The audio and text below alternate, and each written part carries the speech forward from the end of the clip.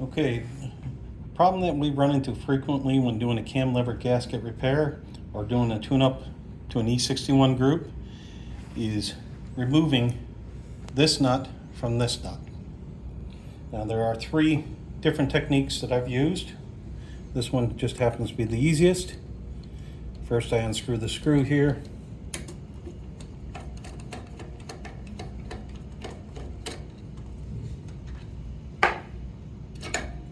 Removing the Brew lever. Now, if you just put a wrench on this one, you're liable to remove the whole unit without separating the two. This is designed for a thin bladed wrench, which I don't happen to have here. So what I'm going to do is simulate an impact gun by putting my 22mm wrench onto the nut that I want to loosen, and I'm going to smack it counterclockwise. And with luck, it'll break free. Usually about 90% of the time I can get it like this. Not that time. So I'm going to tighten it back up and I'll give it another try.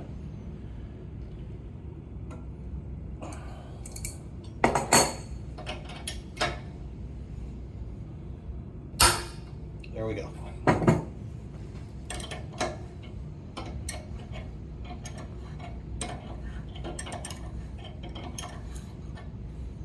And anytime you're doing a tune-up or a cam lever gasket, this is the easiest way, without needing any expensive equipment, to separate these two.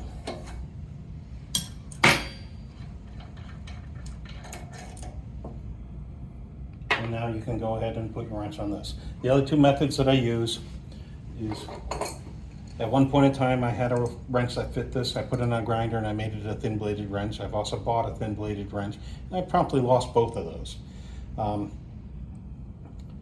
The third method that always works is I put a 22mm socket on this and I use an impact gun, and I hold this by hand and it always takes it off. So it's relatively simple. 22mm wrench and a hammer and a little bit of patience and you can tap it right off.